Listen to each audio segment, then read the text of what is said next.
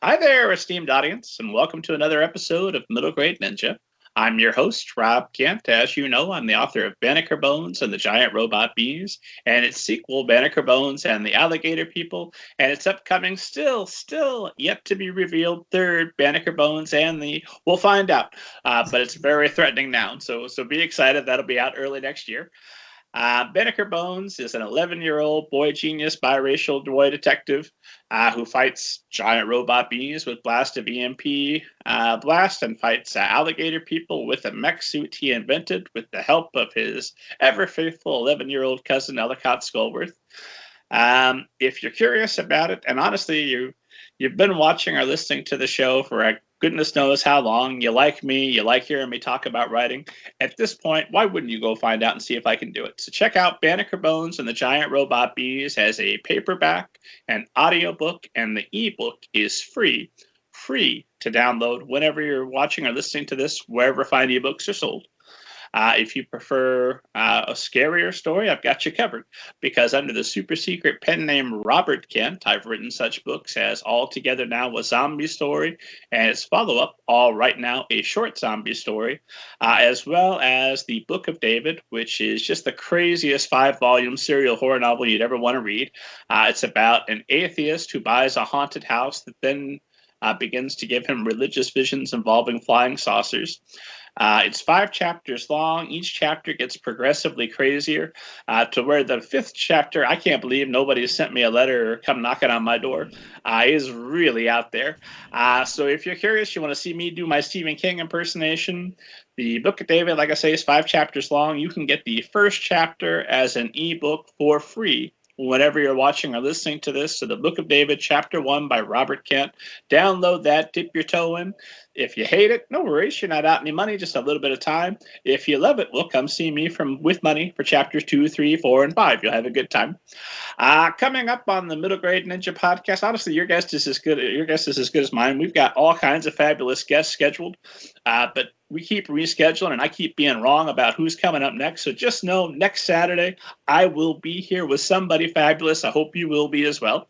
If you like, go to middlegradeninja.com. You can see a list of everybody that's scheduled and when I'm planning to talk to them, and know that they'll be along hopefully sooner rather than later. And that's it for announcements. Today I am talking with author Alicia D. Williams. And is it Alicia or Alicia? How should I say it? It's Alicia. Alicia, good, okay. Alicia D. Williams, welcome to Middle Grade Ninja. I'm really excited to talk with you and about your book, Genesis Begins Again, which I absolutely love. And hopefully I've got all kinds of questions for you about it. But probably the best place to start is if you would just give esteemed audience an overview of yourself and your background. Okay. I am a writer. I always wonder where to begin, but I am, I started off doing storytelling. I love the old folk tales, African American folk tales, and I used to perform them. I will write my one-woman shows and perform them. And I went to acting school. So after graduating the University of Kentucky, I figured, what am I going to do? I went to acting school, then left acting school, tried to do everything from stand-up comedy, sketch comedy, and plays, and then left New York, and boom, I wrote my own shows, did the storytelling, and eventually it progressed to, hey, let me write plays, and let me try that, and now here I am as a writer. You've been a little bit of everywhere, right? Because you grew up in Detroit, right? Yeah. And then you were in Kentucky, and I know I'm talking to you today from Charlotte. Is that right? Yes. I used to be such a risk taker. Once I left Detroit, yes, I went to Kentucky for undergrad. But I left there and went to Kalamazoo, Michigan for a little while for Western Michigan. Couldn't stand it. And went back to Kentucky, where I guess it was my first love, because it was like, hey, this is school. I met some real cool people, and I wanted to go back to those people. And after that, I didn't really know what I want to do. I know I graduated with an African American histories major, but as far as teaching, I just wasn't ready to live life. And so there was this one little flyer, for acting, and I pulled it off. Went to audition, I got in, and poof, I was off to New York. And that was probably the best experience. Instead of taking a gap year, that was like a gap year for me because I got to live life and I got to be an actress. I got to meet cool people, see famous people walking up and down the street of New York. It was probably the best. And after that, I kind of got tired of being a starving artist. And I left there, went back to Detroit, couldn't stand it because I was like, oh, I'm back home, back to feeling like I'm oppressed. Mom's always like, where you going? You know, like I was so free that I didn't want to have anybody to tell me what to do. Ended up becoming a flight attendant. Yes. So obviously, young adult novelist is the only spot that you should have ended up. I mean, it's a straight line. That's how I got here to Charlotte. So well, there's a lot to ask you about there. We'll have to go back along the trail a little bit. So, okay, this is after you finish African American history degree that you decide that just out of the blue, I want to act. Had you acted in anything prior to that? I did. You know, the little growing up in the church plays that, you know, every Easter you had to quote a little rhyme. I did those. But everyone had to do those. In college, I did do one play. I forget the name of it, but it was all women in the cast. I did that one play. But I remember, like, growing up, I did have the in me was like, oh, I want to do this play. Like The Wizard of Oz was in my middle school, and I really wanted to do it. I just didn't have the courage to do it. And I talked myself into like, yeah, I could see myself. But when it came down to auditioning, I never even went up there. I didn't believe in myself, I guess, or too shy, whatever. And then there was another play. I've always said I was going to do the plays, but I never did them all through high school. Never did them. So I don't know. I think it was in me. I think I finally blossomed later. I was like, hey, I feel good about this. You know, I can still be shy, but on stage, you're not really interacting with the audience. So you still in that bubble, that fourth wall you never break. So maybe perhaps I was able to do it then because I realized it. But it was a crazy jump, I would say. You're just in the mood for a change and said, all right, I'm doing this. It was a crazy jump. I think it was not necessarily in the mood for a change. I think it was more so that I wasn't ready for a real life. That I can absolutely relate to. Yes, the idea. I remember going to a career fair, and you know, people were there, and the salary and the, you know, insurance and like the real major life decisions were at this table, every table, and I'm like, oh my gosh. Once I graduated, I had to get a real job, a real 9-to-5, that didn't make sense to me at my young age. You know, I just didn't have that. I'm a first generation college student. So the expectations of what I was supposed to do, it wasn't there. You know, just going to college was like, yay. And graduating was like, oh, she did it.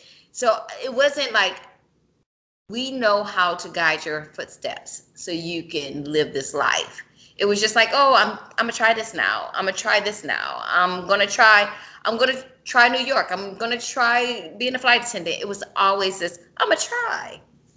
So there wasn't the sense of, hey, we just paid a lot of money for you to get a degree, so you were gonna go get the better job and come back here and. They didn't pay any money. Okay, wow. I guess they didn't have anything to say. They didn't have anything to say. They didn't pay any money. I mean, they may have like moved my furniture back and forth, and they were probably tired of that. They were like, when are you going to graduate? You know, because I was on a 6-year plan trying to change my major every year. But I had no clue what I want to do with my life. So when did you figure it out, or have you? Gosh, that is like I feel like I'm this kid trying to play an adult at my age. Like, when am I going to grow into being a full-fledged, serious adult? I think I am. I mean, the bills are here. Like, it's not a dream. I keep pinching myself like, are they going to just disappear? But I think for me, it was like measure myself with everyone around me, people I've graduated with. They're financial consultants, engineers, attorneys. I mean, like they have these real concrete jobs that you dream of when you're little. And I couldn't do that. And even at my age, having this, oh, we're going to do this because we can afford it because we make these big salaries. And like, yeah, I can't do that right now because I'm just in the wind working job from job, right? So I don't think I learned what I was supposed to do. I took jobs, not careers. You understand the difference? You know, for a career to saying this is what I was meant to be and I'm happy doing this versus, you know, I need a job to pay the bills. I need a job to take care of my child. That's what I was doing. But now that, you know, I'm writing, I think when the shift of me becoming a mom and really when she began to understand, and I had to teach her, like, you know, you're in school now. When you go to college, I want you to be able to have a career. I don't want you to settle for a job. I don't want you to be like me, taking, you know, micro managers and feeling depressed because, and anxiety because people are, you know, over you. I never wanted my daughter to have what I've been through. And I needed to prove to her that she could do it by modeling it. And that's when I went back to school for my graduate degree. And I still didn't believe in myself enough. I mean, I'm faking it for her, but I didn't believe in myself enough that I was going to become an author because I didn't even finish the manuscript. But when I finished the manuscript and got an agent, it started to open up like, well, maybe this is the thing. But it still wasn't, not until maybe the last few years, you know, feeling like I wholeheartedly like doing this. I mean, yeah, there's some angst about it. You know, the revisions process, the waiting, there's angst all up in it, right? But seeing my book out there and having somebody say, this touched me, and I'm like, well, maybe this, all of that experience that I went through, all of everything that I trying to find my way, maybe that was for a bigger purpose. Maybe that wasn't for me. Maybe it wasn't because I didn't know. Maybe it's because I need to write the stories that may, in these experiences, to draw upon, that maybe it's for somebody else. So that's the way I look at it now. Like, maybe I wasn't supposed to get out of college and have an engineering degree or have something magical happen that, like, this is it and I got the big fancy house. No, maybe that struggle and maybe the ups and downs and the curves and everything was for me to write, you know? Well, not to worry. Now that you've published a novel, you'll never have to worry about angst or uncertainty ever again. That's over.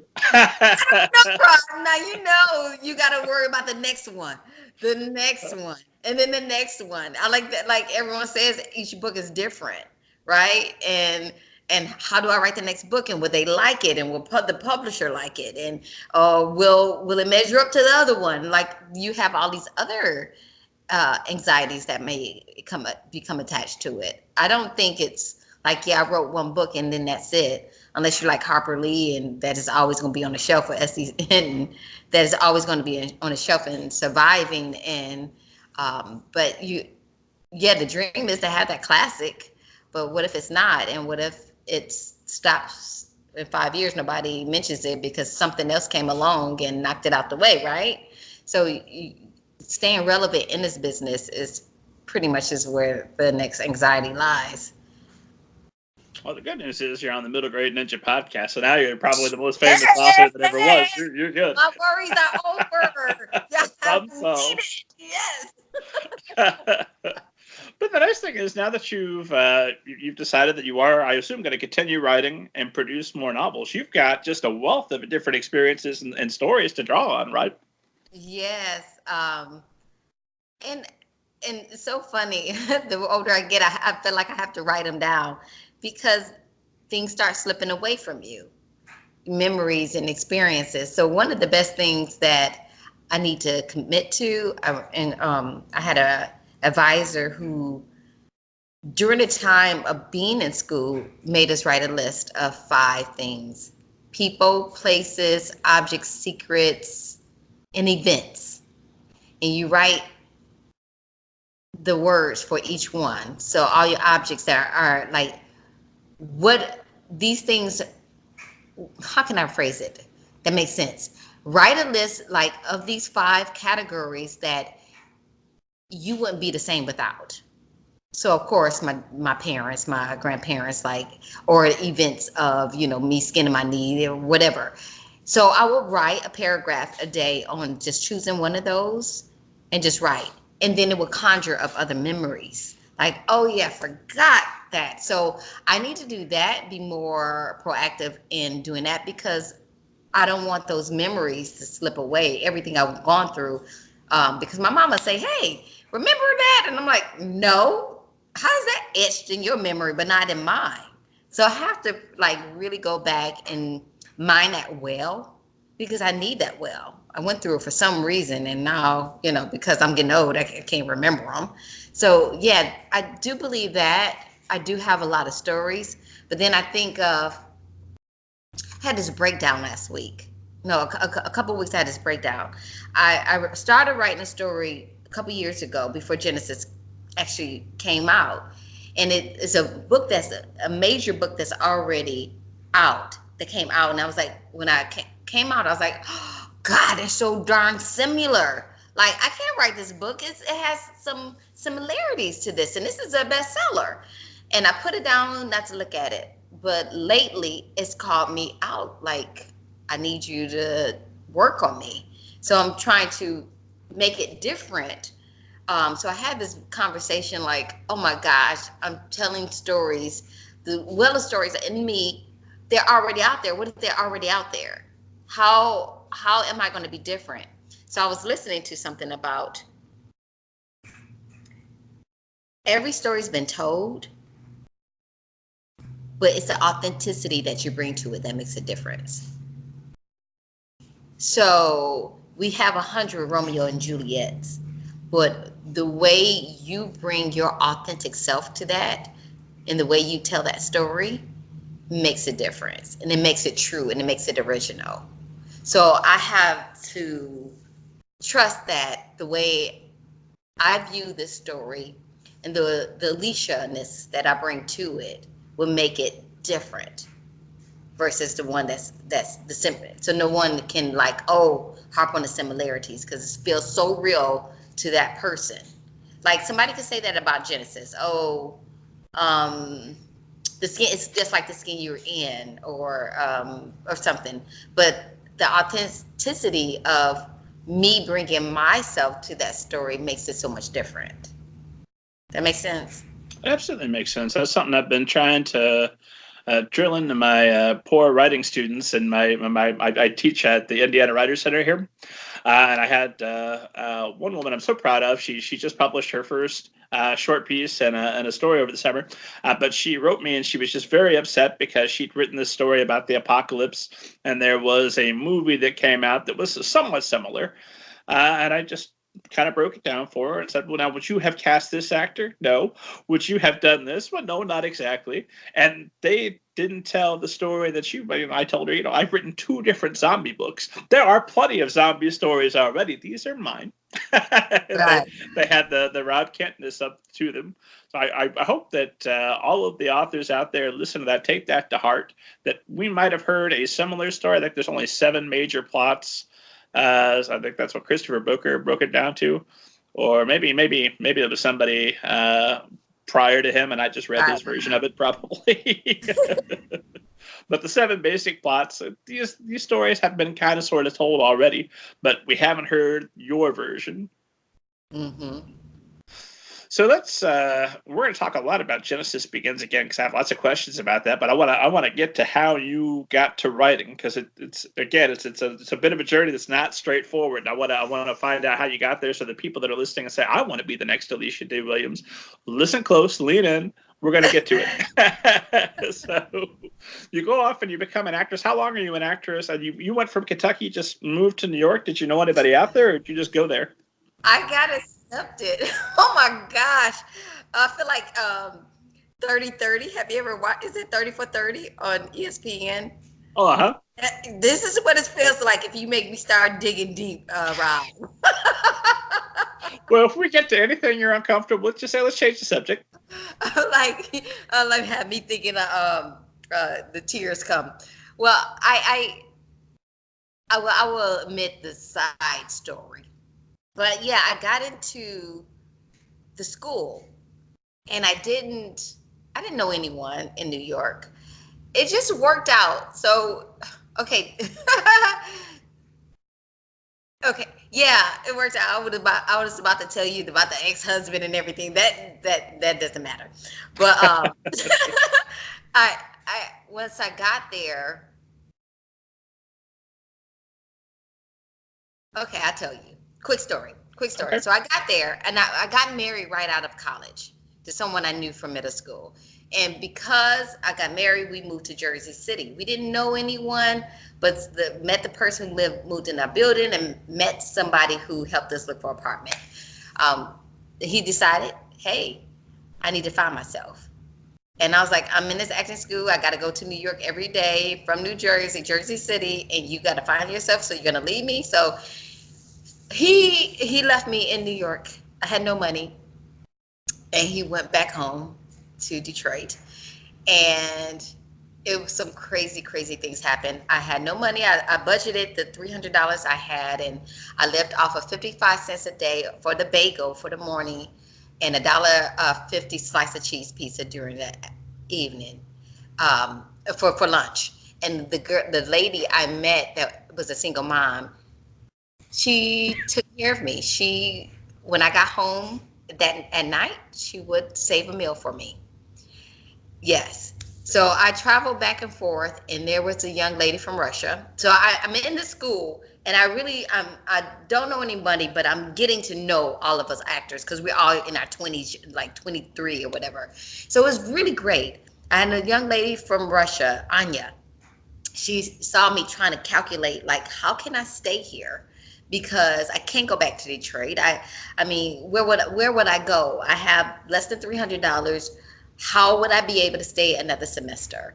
And so she stopped me. She saw me in the hallway trying to figure it out. She said, I see something in you, and I want to know if you saw it too. I'll bring you $500 tomorrow. And I was like, no. I was like, are you part of the Russian mafia? I'm like, no. Who does that? Like, not even people in my family were coming up to my defense. Like, so I was like, no, thank you. She was like, I know how much it takes to take care of my sister because her parents died, left her money, and she was taking care of her younger sister. I'll bring you $500. I wrote that check out to stay another semester, and she let me stay with her in her loft in New York, her apartment in New York, rent-free. I still owe her, like, she disappeared after that next semester. I still owe her money. She left. So I went there. You think she got whacked by the Russian mob? No, she's like literally, I think I used to say she was an angel, sent for me. But like one day I saw her walking down the street. She had on a wig and a hat and a long trench coat. And I'm walking and I was like, that is Anya? And she was like, stop. I was like, Anya, I owe you money. Like I took out like the money. She was like, okay. And I was like, what's your number? I need to pay you back. She was like, no. And she walked away. Like, I was like, are you part of the mafia for real? Like, you don't want to stay in touch and want me to pay you back the rest of the money? But like, she disappeared. I saw her that one time afterwards. But like, so I used to take the risk, a leap of faith. Didn't know anyone, but things just kind of always worked out.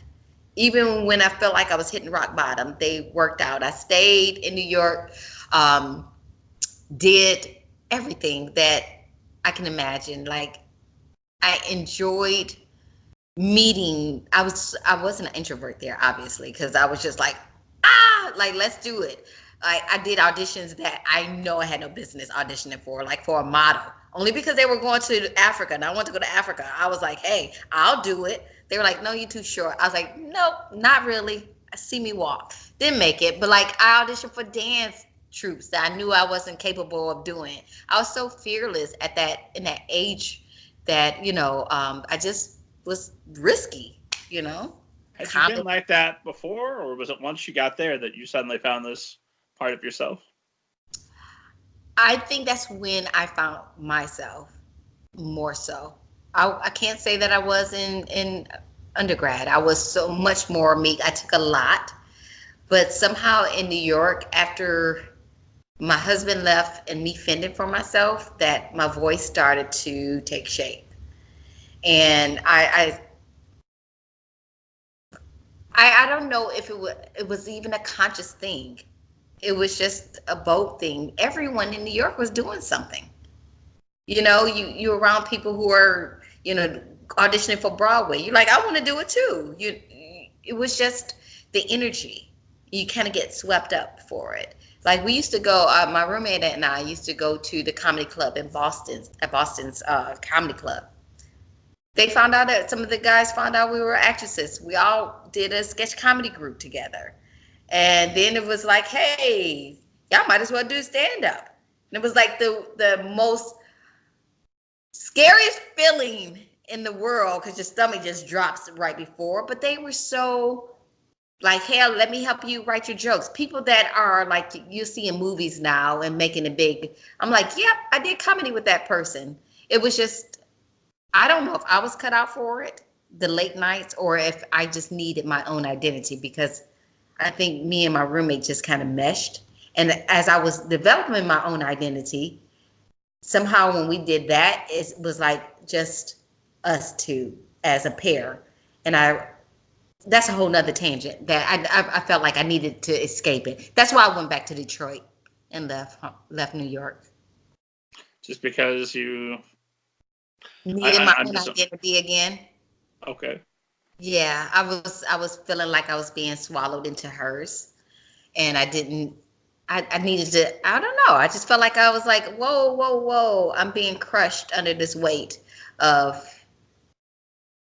being a twin. Okay. Yeah. Yeah. That made, like, I was so young. I was still, instead of saying, hey, I couldn't even voice it. I guess I couldn't have voiced it, but I didn't know what I was feeling to really articulate it. But it was part of the journey, I really think. Otherwise, I wouldn't be a writer right now. And so then you became a flight attendant after that? Yes, I was working in the mall in Detroit, hating it, selling cosmetics. And one of the ladies at the mall was like, hey, why don't you be a flight attendant? I was like, okay. I never even wrote planes really before. It's just, okay, I'll do it. And so I went, interviewed, and I made it. I was just, that's when it stopped. That's when this whole flighty, I'll try everything stopped, because I became a mom, right? About a year later, I became a mom, and every decision I made was depending on if she would eat, or, will we have a roof over our head? Because I was also a single mom. So that whole risk taking just kind of squashed it. And it was just, everything was like, I have to plan it out. So I wish, now I hope to get back some of that, but I've been so like Nay's mom for so long, like, oh, I gotta make sure she eats. I gotta, because I still struggled. There were times where, because I had to take jobs that I didn't have a qualification, I took jobs that didn't pay well. And so if she didn't eat all her meal, then I got to eat that night. It was literally nights that if she ate it all, I didn't eat that night. So I know that I kind of lost myself into trying to make sure I could survive and never be in a position where she didn't have, where it looked like I couldn't take care of her. So that's when, I still had that creativeness, and I still clung to that. And I was writing, like, for the library, I would write these one-woman shows and perform them around the circuit of the library, where I did, I was commissioned to do a Toni Morrison story. I did a Mourner's Bench because she was coming. This is years ago when my daughter was a baby. So I reenacted Margaret Garner. That's off of Beloved. That's the story, the Margaret Garner the enslaved woman, and I will write these stories based off of history, major events and people in history, and I will perform them and try to make money at churches, whoever would take me. So I still clung to that part of me. So were you writing your own material back in Boston all through to that point? I mean, you mean in New York? I'm sorry, yes. I tried my hand at a play. I dug it out actually, like this summer. I tried my hand at a play and had a reading at Columbia University. So I was starting my hand at it, but I never pushed forward with like, let me set it up after, for full length run. I was so busy trying to get other auditions, but that's when that kind of set the seed, because people who read the play enjoyed it. Like this, I could see this. I would have, let me say this. I did write my own material for the stand-up. So I guess that would count a little bit. I'm going to confess my ignorance real quick. You said Boston Comedy Club. Is the Boston Comedy Club in New York? Yes. Okay, good. That's right. It's in New York, Boston's Comedy Club. So you were writing your own material and getting up on stage, and I assume at least once or twice, eating it pretty bad, and you're having to toughen up and then go back out there and try. I'm horrified of that. I love to sneak in a quick snarky joke now and again and get my couple of laughs where I can. That's fine. Go get in front of a group of people and talk about books and maybe get a laugh or two in there. No problem. But go stand up in front of a bunch of strangers with the sole purpose of, if you don't laugh, you're going to turn on me and you're going to be mad. I remember I got heckled. Oh, I got heckled at one place. Oh, it was the worst. I called my granny. I was like, Mom. She was like, "What, did you use clean words or did you use dirty words?" I was like, "I used some dirty words too." Like that was the reason why. But I was like, I don't know. Just so you weren't funny and you sinned. Oh my goodness. And I sinned. So I was like, this is the worst. It's the worst. But you had some success though, or you would have quit doing it early. You must have had some laughs.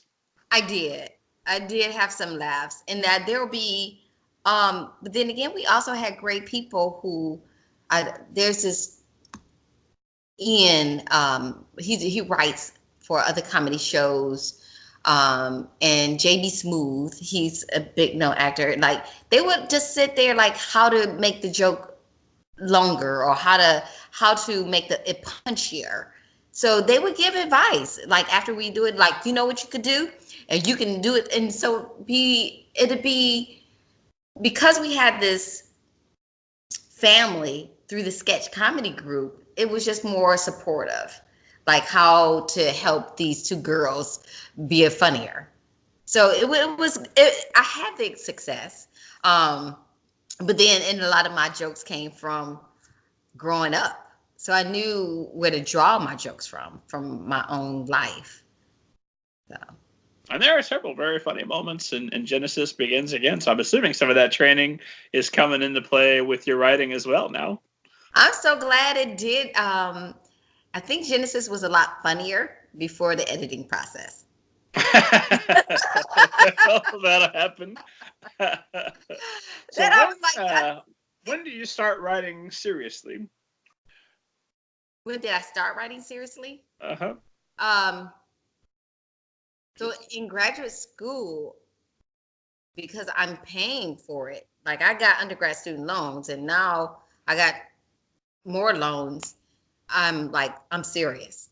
I need everything I came here, I'm paying for, because I don't have a scholarship and there's nothing out there. So I need everything. I'm very serious. Teach me what you have. And I think that's exactly why Ann Ursu took a liking to me. She was like, when you got in the program, you worked your butt off. I didn't even know she was noticing it. But I was like, I have to. I have nothing left. Like, I graduated with a degree in African American Studies. What am I going to do with that? Back in the day, it was multicultural, everything. But what can I do with that? I haven't done anything, no internships. I got an acting degree. What am I going to do with that? Right, down in Charlotte. I can't teach acting because it's not an MFA. So this is everything I need. I have nothing else. I have a child. I got to get this. And I had So what was the goal at that point? Was to get an education with the master's degree? Get an education. I didn't even think about. Of course, there's hope to get published. That's the goal because everyone talks about it. But writing it wasn't ever, I'm writing this book and I'm going to publish it. It wasn't that. Because if it was, I would have left the school with a finished manuscript. I finished with strong 80 pages because you have to have that 80 pages of your thesis, creative thesis. I didn't even work on it. At my anniversary, my 1 year anniversary of graduating, I was like, okay, Alicia, finish the darn book. Like, really commit to the book. You cannot have all the student loans and go for 2 years and not have a finished product. Finish the book before, and then at the same time, I saw other people getting books, deals. And I'm like, come on, what are you waiting for? Finish it. I finished it. And I was in a writing group and I getting feedback, but I went back to my graduate program as a grad assistant. And that's when someone said, I want to read it. And I was like, okay, hold on. I'll be back. I was like, okay, finishing it is not yet ready for somebody to read it. Not somebody that can perhaps, like a faculty member who asked for it. So I was like, okay. November, I gave myself from July to November. In November, I finished the revision, like really trying to work hard on making it where somebody would like it. And that November, I sent it off to the faculty member that requested it. And this is Genesis, or is this a different book? Genesis. Okay. That was the only really book that I worked on in graduate school, so I better finish it. And she liked it, and she said, make some changes, revise it, and gave me some feedback. And by January 5th, gave me a deadline, and January 5th it was done. And she was like, okay, you should send it out. And we sent it out. I got a few rejections from editors, and I had one that said yes, and that's when it started taking off. And you went straight to an editor without a literary agent in between? I'm sorry. Agent. I got rejections. I got one agent who said she wanted to be my agent, and then we worked on it together, and she sent it off, and I got within 2 weeks, I got 5 people who wanted it. So it was pretty exciting time. So how long a time are we talking between this amazing 5 offers and when you got out of graduate school and finally finished the thing and revised it? How much time elapsed? So I graduated in 2013, January. I finished it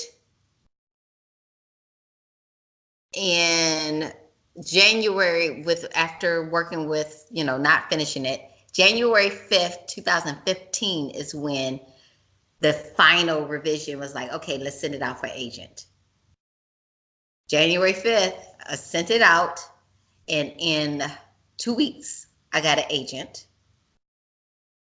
So, and then we shaped it up to going back and forth. In March, we sent it out, and in 2 weeks, I got an an editor. In March. So it like 2 weeks each time. 2 weeks I got there was going back and forth. And so I got a book deal. And it was supposed to come out January 2017, but it didn't come out until 2019. Gotcha. So what was that like for 2 years?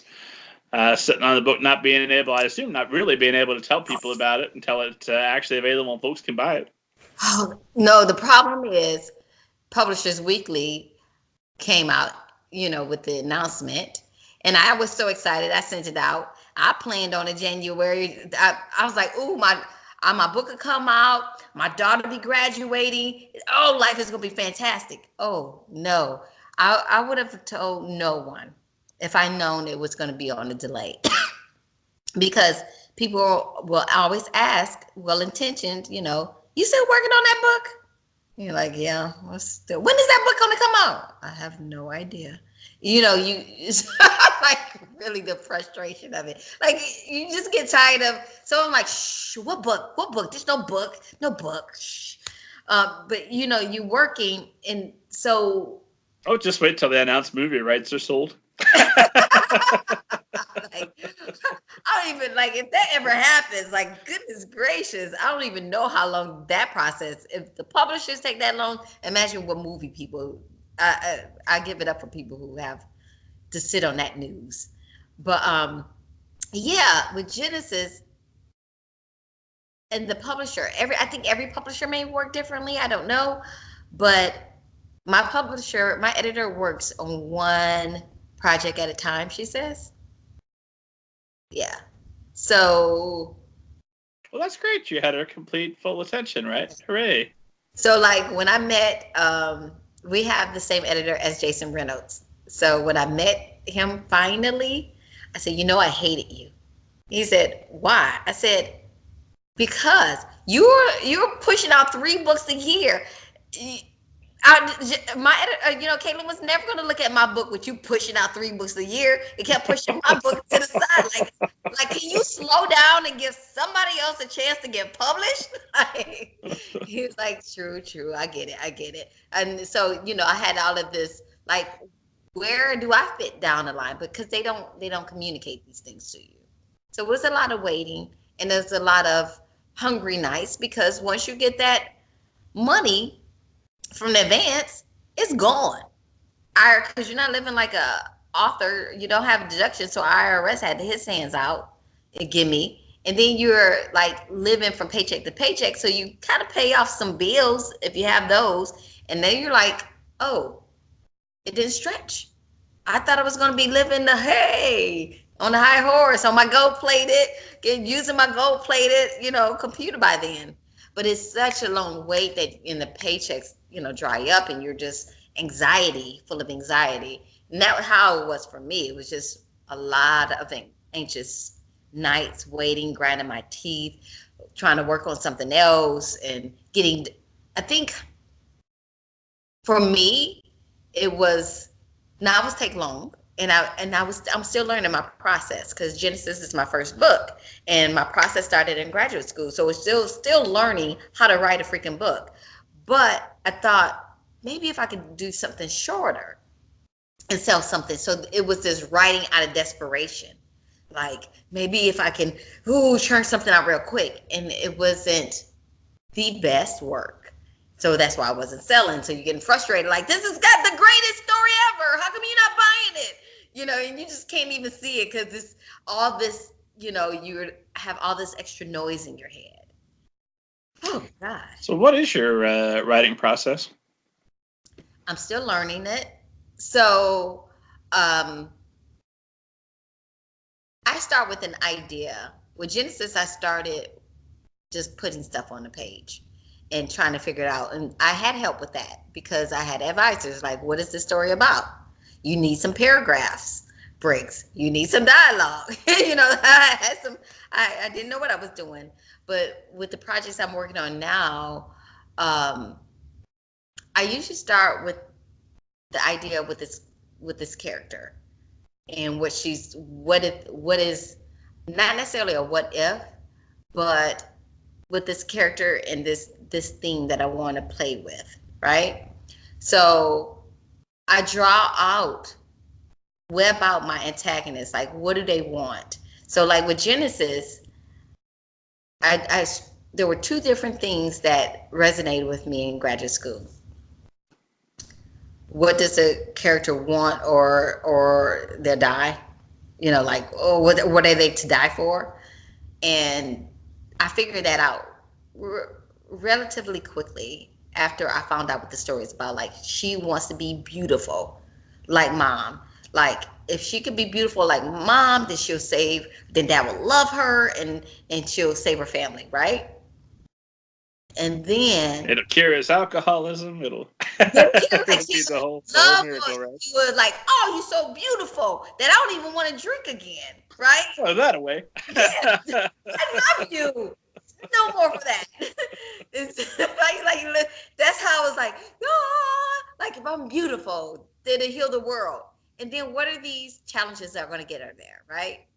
So Just in, the civil war in Yemen is over. Thank you, Genesis. if we all become beautiful like Genesis, then we will heal like everything. Yes, we will heal everything. So now that's what I'm trying to take with my challenge with the other novels. Like, what are their challenges? So I start with, so I'm working on the story, character named Sydney. What is she like, right? What are her hobbies? What are her fears? She's an introvert. So I started with this idea of,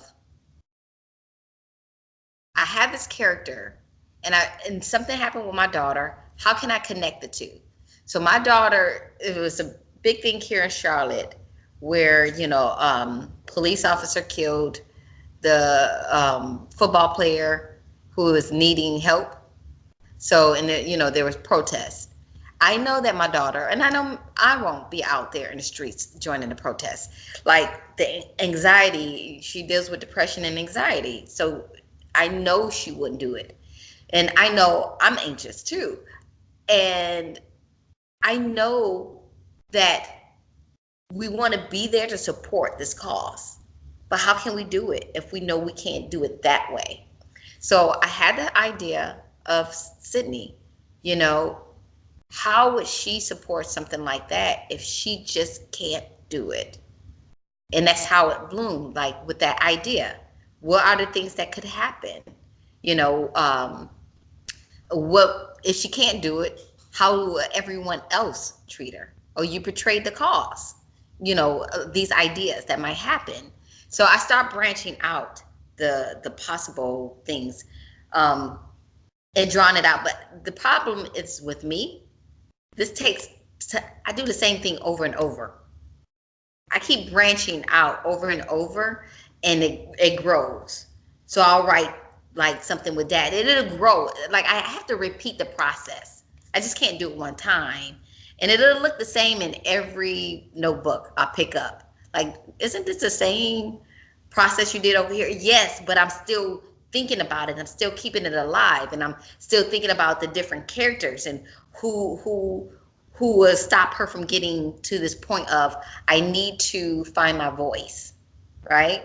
So you're planning your story ahead of time, notebook after notebook, refining it until you actually start and sit down and put words on the page? I'll free write.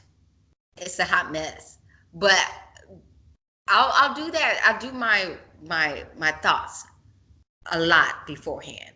And what I'll do is, before I even get to the page, I'll do that, and I'll also do research. So I'm a big on documentaries and everything. So my character, I had really felt like heavy because I was watching protests, documentaries on protests and different movements and getting from people who are out there and what the feeling is. And so I'm taking that information down too.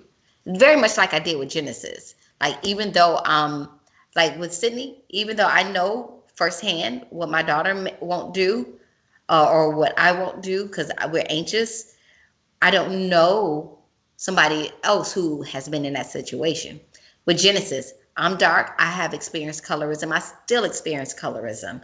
But I know my story may not resonate unless I get a fuller view of other people's experiences. So I watched Dark Girls documentary. I watched the forum that Oprah had on it with adult women talking about how they still hate themselves because of their dark skin. I watched Light Girls documentary and to see how biracial or very light-skinned women experience colorism. I read books, about it.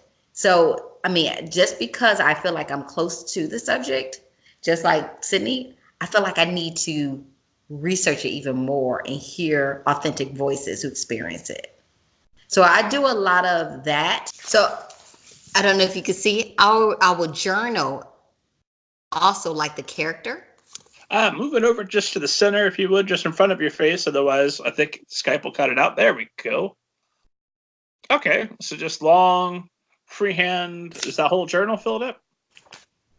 Yes, and once I start writing like scenes out, I'll go back because sometimes I'll get to a point and I'll just stop. Like, I don't know what happens here. So I'll go back and I'll write all the questions I have for the scenes. It'll help me further develop. It'll help me further develop where I'm going with the story. And that's before you start writing, or while you're writing, or while I'm writing. Once I start writing, okay. Even if I write 3 chapters, and I'm like, I'm writing. I'll write different scenes that can happen. Like I visually see daydream that can happen. I'll write them out, but they may not happen sequentially. So I need to fill in those other dead spaces. So I'll go back to the beginning where I started from and read it and write the questions on, well, why would Dad say that? How would he feel? What made him feel in his childhood to make him feel this way, to say that to her? Why is he so controlling? Did he lose something in college? So I'm asking questions on why these characters. For instance, with Genesis, Dad is an alcoholic and a gambler. He just can't be an alcoholic and a gambler for no reason, right? So I will go back. Why is Dad an alcoholic? What happened to him? Oh, his mom was mean to him and told him trifling. But why was his mom mean? His mom experienced colorism. So I had to draw out these backstories. So these questions I asked, well, why is grandma so mean? Just because, and so I would have to draw out these questions and answer them through when I write. A lot of that stuff's not going to make it in the book. You just need to know it. Some of it makes it into the book. Mm-hmm. In Genesis, a lot made it into the book. If you spoiler alert. So we know in the book why it's revealed why Dad drinks. Right. And we know why grandma doesn't like Dad. That made it into the book. The whole how her father sold insurance and how he looked down on the blacks who worked in did sharecropping or whatever versus the ones who were light skinned and had a way up, and that's why tradition is, and that still holds true. So we get these glimpses of the backstory through that's revealed, and I think it helped us to understand more of these characters because I know that I don't know if I didn't want it, but as I started developing, I needed to understand why Mom was just taking it, right? Why did she not stand up? What is she afraid of? Or why is she still with this man? There's a reason why. That was actually the number one hook that kept me reading was like, what is wrong with this woman? I got to find out. Like, right? And so, but if it's just backstory for me, you would be dissatisfied with that. You would be upset with Mom for allowing this because so many women stay in relationships that are toxic, that are abusive, that are neglectful. And we're always like, well, why? Like, she could leave. And it's not ever that simple. It may seem simple for Mom's reason, like, oh, you could leave, but you're holding on to this feeling what your mom and dad to say. But it's not for every woman. It's going to be that simple. So I needed to have a reason for everything. So as I write the next book, I don't know if it'd be edited out or if I needed to make it, or like maybe Sydney, we need to know why Dad is so hard on Sydney. Or why Mom is more of a quiet. Oh, I got some parent issues. Like, or where her anxiousness come from and how she deals with it. So we some of it may make it, but I do know for me, I have to know, and What that's part of the makes me a process. little bit paranoid in doing like character charts or writing histories is once I know for a fact that Dad graduated from Purdue University, I'm not going to be satisfied until I put that somewhere in the book, whether it matters or not. I thought I spent a lot of time thinking about where Dad went to school, so you will know. and, and then he dies on page 3, and it doesn't matter. Well, that would be a 400-page book, so we had to edit some stuff out. Okay, sure. Well, let's do this real quick. I intentionally avoided asking you about Genesis Begins Again because I wanted to take the journey of Alicia D. Williams to how you got to become the author. But now that we're talking about the book properly, give, if you wouldn't mind, just a quick overview of the book for esteemed audience who hasn't just read it and isn't up to the know. Oh, well, Genesis is a 13-year-old girl who hates herself. She has found that one thing about her that makes her unlovable. And that's her dark skin and her natural hair. And she goes about changing it because she feels like if Dad will see her as beautiful like Mom, light skin, long hair Mom, then he will love her and he'll do right. And it's essentially a story that we all have. We all have that one thing that makes us feel like we're not good enough, that makes us unlovable. And we kind of get it unintentionally sometimes from our families that, gosh, I wish you were taller like your brother, or I wish you were like this, or, don't eat too much because you're going to be chubby like your auntie. We get these that, gosh, we're so unlovable because we got this quality. And so that's the same thing with Genesis. And so that was that, if you'll pardon the phrasing, the genesis of you're deciding to to write this story was you knew you wanted to talk about colorism from the start back in grad school. That was your topic that you wanted to focus in on? Now, actually, it was about a girl who was being bullied because of her being heavy. Oh, okay. She just happened to be dark skinned with natural hair. And through the revisions of it, it was like, well, she can't deal with everything. She can't deal with the bullies. I had to cut the 2 bullies out. She can't deal with being heavy plus dark skin and natural hair. And I was like, that's a lie. Middle schoolers always deal with multiple stuff at the same time. So they're like, there's too much. And I was like, either you're saying I'm not handling it well, that I'm not juggling well, or you're saying that kids, because you're telling me kids can't handle it. And I'm thinking they can, but maybe you're telling me I'm not writing it well. So through the revisions, though, I stuck to my guns, though. I was like, she is, because that was me. Hello. That eventually, though, as I focused the book more, one of the things had to drop away, and I ended up changing her heavy set. So she had issues. She was big boobs and heaviness, so insecure about her body and her skin. So I kind of had to streamline it just so I could keep up with some of the plots that weaving all the plots through. So yeah, it was a lot more too. A lot more. She abused herself too. Oh, poor Genesis. But yeah, I didn't set off to write a book about colorism at all. You just eventually arrived there through revisions and trying to decide what was the clearest path. Yeah, that's fascinating. Yeah. So how many revisions did you do? Oh gosh, like 2 boxes full. Like, somebody that hears this and is already like pouring themselves a drink in the middle of the afternoon going, oh my God, it was on submission for 2 weeks and then she had 5 offers. Oh my God, what's wrong with me? This isn't just your first book. This is, by the time you're writing it, it's your 20th book, it sounds like. Yes. Oh my goodness. Because once I have revisions of it, like I honestly revised the first 80 pages and 100 so pages over and over. I was very good at revising the first whatever pages that I managed to get out. I wasn't very good at finishing. And once I hunkered down and finished it, that stuff had to be revised. I was like, that didn't work. I had so much stuff in there.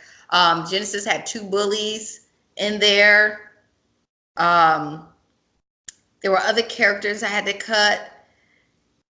There were a lot of other situations. I mean, she's going, like, there were a lot of other situations I put her in and places she gone, and all of that had to be whittled away to find out. And there were so many revisions of the only thing that was stayed the same was her voice, on how she spoke. I think everything else had to be changed and whittled through. I had to really discover Dad and Mom and Sophia and Troy. Some of the other characters I really didn't know well, and through each revision, they became more real to me. So no, it wasn't. You weren't taking divine dictation at all. One draft, it was perfect. Oh, I wish. I've been reading on like some of our, the classics like Zora Neale and like all these people, and they just typed it out, and then you just see a few little things, and it was done. How in the world did they do that? Like, how did they type a story, and you see little hand marks like move that there, and that's it, and they had this masterpiece. Like, I don't know if I'm right, burning the right incense or not, but I'm not getting that vine. No, I'm not. I'm not getting. There's a lot of doubt and a lot of growing to trust your own voice too. With graduating, you kind of want to keep that momentum going, so you get writer groups, and everybody's on the same level, so they'll tell you things that they would like to see or how they would do it, and you end up taking it, and it's not yours. So I think sometimes we don't know how to separate what's best for the story versus what somebody else is wanting you to do or what they would do. And I think that was my issue as well. I took a lot of things that end up being cut out by my editor anyway. Well, was that useful to you, at least to try it once and identify what is your voice versus what is you trying to make somebody else happy? Or was it just a total kind of a waste of time, and you wish you hadn't done it, and the book would have taken less time to write if you hadn't? No, I think with each, I say it was useful. Although, I would love to say it was a waste of time, but no, I think it was useful because each time you try something, even if it doesn't work, you're thinking more about the story. You're thinking more about the characters. It got to the point, though, and I'm wondering if this is the same for you or for other people who might have mentioned this. I would visualize Genesis in the scenes as it's a movie or something, or a drama unfolding, and I would hear what she would say, and I'll go back to my manuscript like, yeah, that's not how she would have said it. I heard it better because I actually visualized how she would say it and how she what attitude she'd have it, and it would change more so, or it bugged me how I wrote it. Even with Troy, I was trying to define his voice, and I tried to make him talk, use a little slang, and it didn't come out. Like, that's not him. It doesn't feel authentic. So did you do any imagery, or is that just me? I've always got imagery and some music that I'll assign to particular characters. And that way I kind of, that puts me in their headset a little bit. As far as like critique partners making suggestions that ultimately aren't for me, I like that sometimes because in defending them, I can come back with why I feel so strongly that that's not the answer, and I can find a better version of what I thought was my answer. Uh-huh. So sometimes just asking the question of why didn't I do the thing you want me to do? It's like, well, I didn't do it because I believe this, and now I know how to fix it and make me right. Because I'm not right now. That's why we're having this discussion. But you having said that and suggested this solution for me helps me zero in and fix my book in my way. I don't have a writing critique group or a partner now, so I wonder if it'd be beneficial. So I'm still thinking about that. Did you get them when you were in your master's program? Kind of left over from that? Yes, it was kind of left over. And now it seems like everyone has their groups already established. And I'm like, almost like want to jump in somebody's group. But You saw that, because obviously Genesis finds this list of 96 things we hate about Genesis, and it's not complete at the time, so she very helpfully starts filling it in for for them to finish up the list. And I read that you had found a list about yourself. It was 100 things we hate about Alicia, and I wanted to ask you, one, was that list complete? And two, why 96 things for Genesis and not 100? So my list wasn't complete, but they had some really stupid things on there. I have to agree. We didn't have a lot of money, but obviously they watched me enough to know that I wore the same pants on Wednesday that I wore on Monday. So that would made the list. I smiled too much made the list. So there were some really stupid things. Angie, her name was Angela. I remember her name and I remember how she looks. And there's another girl I can't remember. But for Genesis, the original had 101 reasons. She made it over 100 reasons why she hated herself. And I wrote them all out too. I wrote them all out. But through the revisions, scenes were cut out and those reasons were cut out. So it only made it to 96. Otherwise, I mean, if we had a part two, well, she stopped the list. So yeah, there wouldn't even be a continuation. But there were 101 reasons that I actually calculated. Because one of the titles that I came up with was 101 reasons why I hate myself. And they were like, that's too morbid. So we had to get rid of it. Oh, that was a working title for a while? That was a work. The End of the World was the first working title. The End of the World. And I remember sitting in workshop, and I am not this deep, but someone was commenting, like, it's just so amazing how she wrote the book with the character Genesis and made it the end of the world, where it's a beginning and the ending. And I was like, that was not intentional. I was just thinking how all middle kids feel like it's the end of the world, like when something happens. And so it changed from that to 101 Reasons Why I Hate Myself. And I had to I'm not good at titles. Actually, the publisher, when I got the contract, it said Genesis Begins Again on the thing. I was like, oh, we changed it. Okay.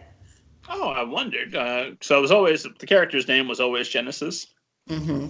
I always wondered if he had the clever title and then worked backward. It's a great title, Genesis Begins Again. I was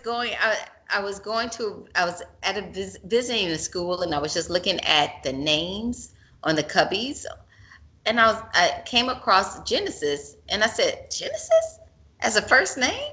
Huh. I like that. And honestly, that's where the name came from. I saw it at a school that somebody had a name Genesis, and I didn't know people were using it as a first name. And yeah, that's where it came from. In retrospect, if somebody was making a detailed list about you, about what clothes you were wearing and when, and how much smiling you were doing and everything else, did it ever occur to you maybe they just kind of liked you a bit?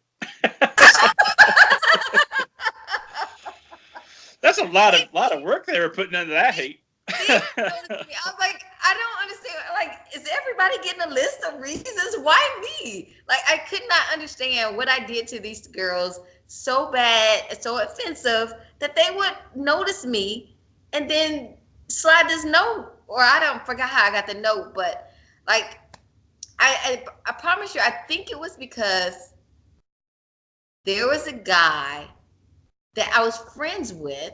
I mean, I did get along with boys better, and he was a cute guy, and I think somebody might have liked him, maybe, but he was just, I knew him from the neighborhood, and that's why we were friends. But I don't know if they thought that we liked each other, but like, this is middle school. You hating me for no reason. I smile too much.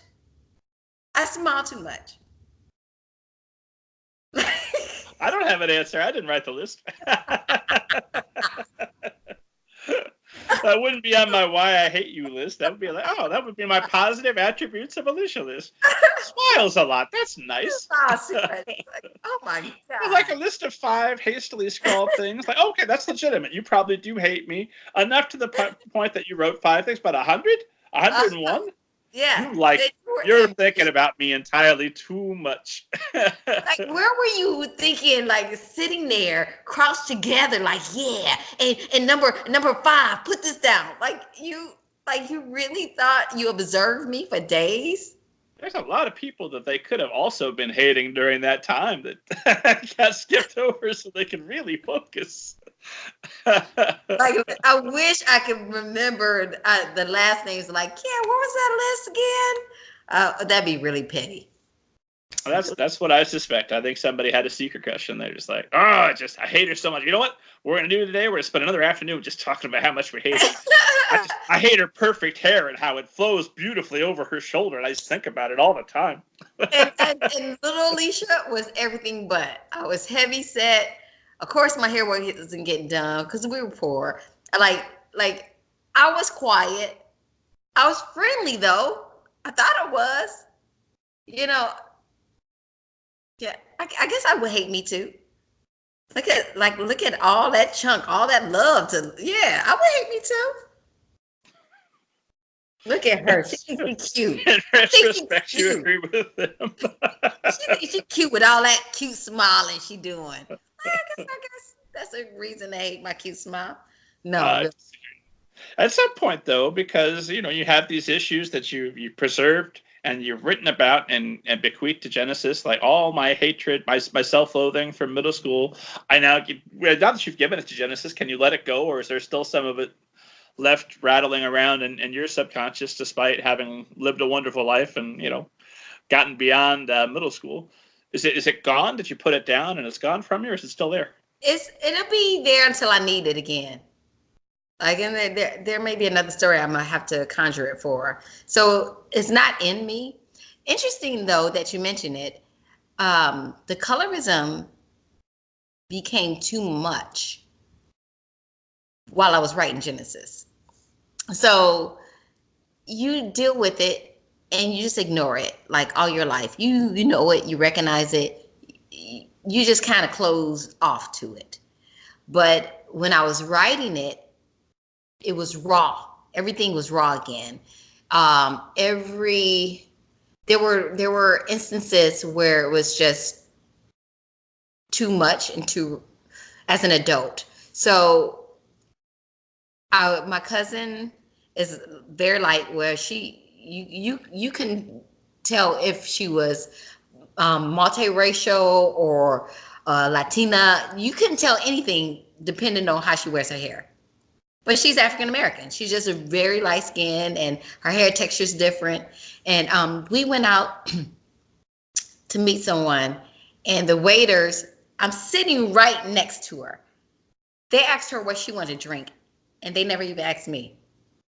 I was like, I'm sitting right next to her, not across from her, but they came back and they brought her something to drink, and I'm like, they're not going to even ask me? And then another time we were out, we went to a party, and everyone else was light skinned as well. So we come out the restroom, and I'm the last one, and the guys are like, oh, hey, hi, you cute, hey, whatever they're doing. And they get to me, he was like, oh, you the chocolate one of the bunch. And it was just like, why are we continuously doing this? And so it's just the instances were so raw still, because I was more aware of it, where before I could just turn a blind eye to it. And so I don't know, I had to put the book down for a while because the experiences were becoming, it was too hurtful to feel again. Once you are able to tune it out, to feel it again, it's just too hurtful. Yeah, I don't know what to tell you. The world's sometimes a very bad place with a whole lot of dumb views, and if I could figure out how to get it to stop, I would. I know. We got to work on that one. I know. I was gonna tell somebody's story that's not mine, and they probably wouldn't appreciate it, so I'm not gonna.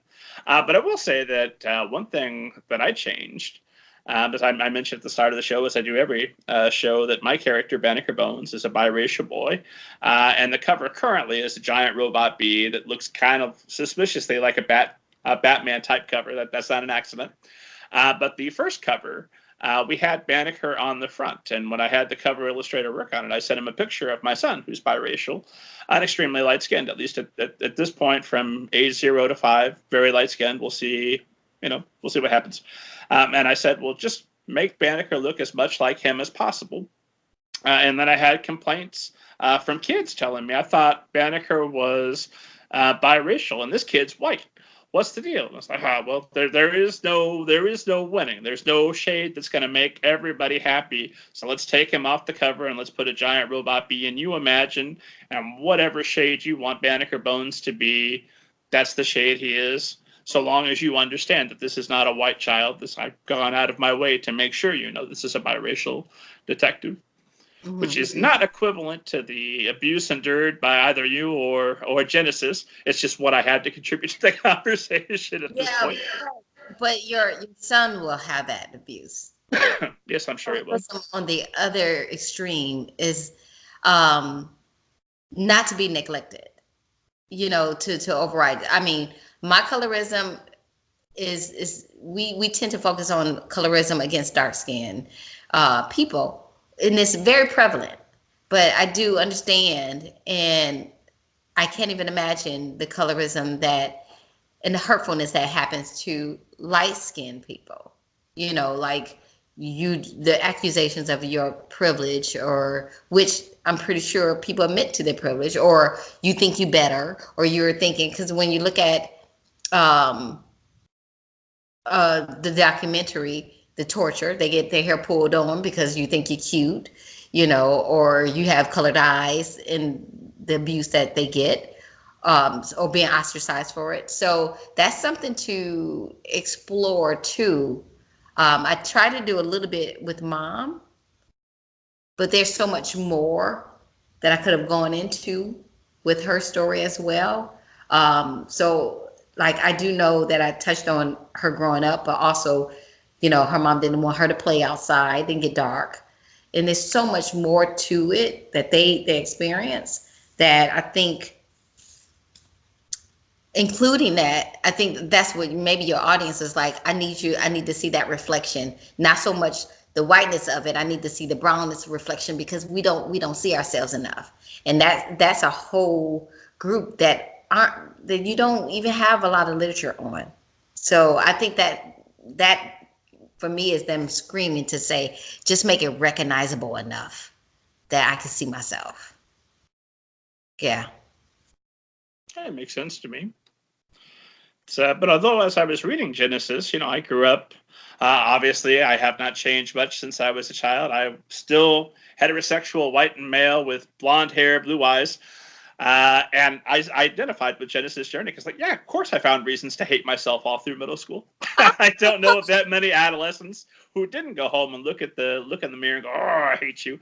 And if you're somebody listening and you didn't have that experience, good for you, I guess. that must be nice. I think most adolescents don't have that. And when you have these institutionalized systems to show you that there's something wrong with you, that just seems to intensify it and make it that much worse, I imagine. Mm-hmm. I agree. First of all, I like to hear from the people who hadn't experienced that. But but on the flip side, it's so amazing how, and I would love to hear, but I don't want to be all narcissistic. I would love to hear how people identify with it, because I get readers from all spectrums. My mom said, hey, do you think people want to read this that's not Black or, African American girls? I was like, well, I surely hope so. And amazingly, I have adult white males who had told me they read the book, and I'm like, you're not even a teacher. You don't have to read this. That read the book. I had young students, 6th graders and 7th graders, white males, who read the book, and they were like, Miss Williams, I read your book, and I'm like, you read it? And I just didn't even think they would pick up my book. Maybe, but they picked it up because they knew me, but they read it and they identified with it.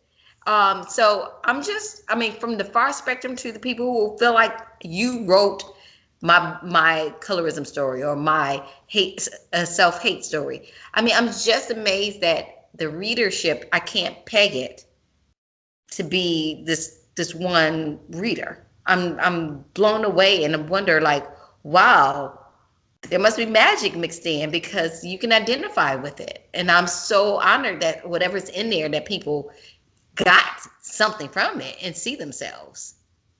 Did you have an ideal reader in mind originally when you wrote the story? I didn't. I know you should. They say that. Who's your audience? I didn't. I just wrote the story. If I knew the surefire way of how to write a successful book each and every time, my friend, that's all I ever did. We can write that. We can publish that. It'd be a bestseller. Like I don't know. I know that I spend a lot of times at the computer crying. I've spent a lot of time thinking about it, you know, and nights. I spent a lot of times where it woke me up, and like, or I could be out in the theater and I'm like, that's looking at the play. That's why my dad is the way he is. Or I have a conversation and we're talking about something and I'll connect it back. Like, oh, yes, that's good. And it'll connect and reveal something about my character through a conversation. So I know that it was constantly evolving through the world around me, which... Something that attracts you to writing is trying to make sense of why people do the things they do and how they become who they are. Is that pretty central? I think so. I mean, maybe because I'm still trying to figure out why I'm doing the things I do and how I'm to be, but because we are so much of evolving, I think that is a central thing. Who are we? You know, and I think that probably is why it affects so many people, because we're like, how did we get this way?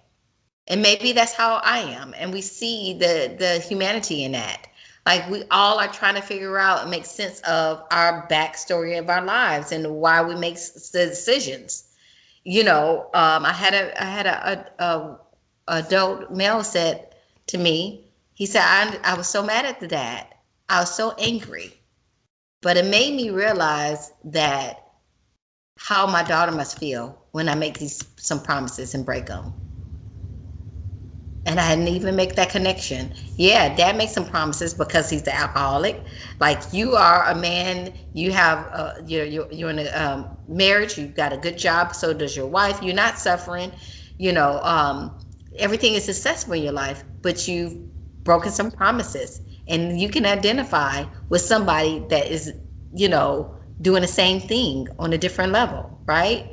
And that spoke to me. Like, we're always trying to figure out, well, maybe why we feel this way. And that does drive. Even the project I'm working on, why is it that we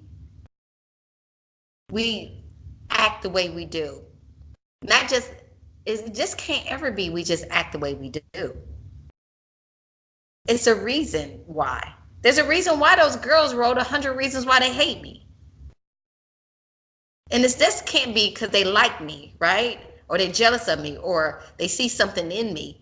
They see something in themselves that they have to decide, like, are their parents measuring them up to something and they see it in me? Like, there has to be a reason.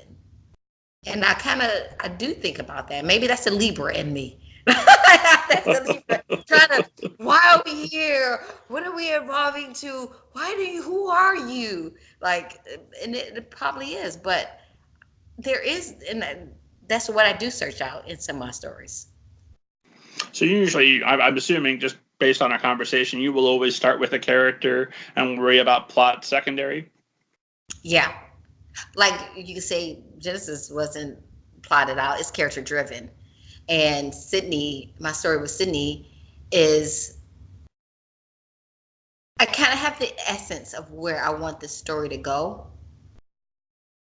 but I don't know how to get there. So it's not necessarily plot driven. I know that I need Sydney to deal with overcoming and finding her voice, or overcoming and being able to speak to her father, who feels like he's squashing her voice. And how will she be an activist in this time? Where's her voice there? How she gets there, I got to figure that out. So I do have the problem that I need to work through. So you have some idea of where you're going to end up, more or less? Okay. Yeah. I'm fascinated by people, though, because that's a little bit the opposite of me, because I'm a plot first. Like, okay, I know I want to do a haunted house. There's going to be aliens. Who's the most interesting, boring person you can put in that situation that's not going to have time for it? A finance guy. Let's get a financial consultant who's going to be, let's do the numbers only, because how horrifying for him that now he has to deal with ghosts and aliens. So I start there and then find my character working backwards. And you're doing the opposite. So when does an idea come to you, or does it a character that comes to you and you say, okay, this is who this next story is going to be about, and now I got to go find a plot for you? Now, one, I'm fascinated that your mind works in that way with just the plot and without the characters first. But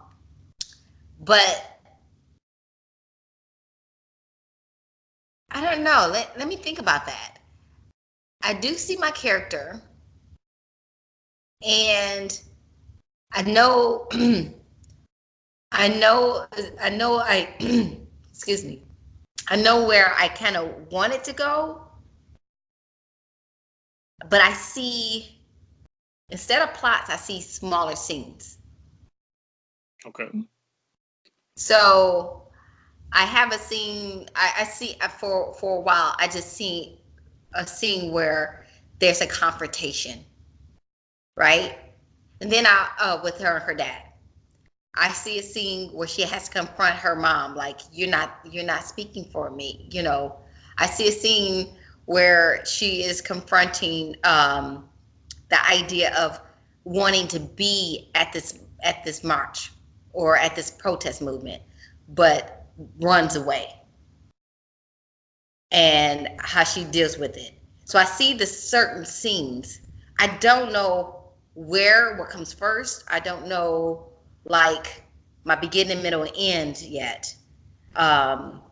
As I start looking at those scenes and thinking about those scenes and even trying to write those scenes out with the characters I have in mind, then other things start to take fruition.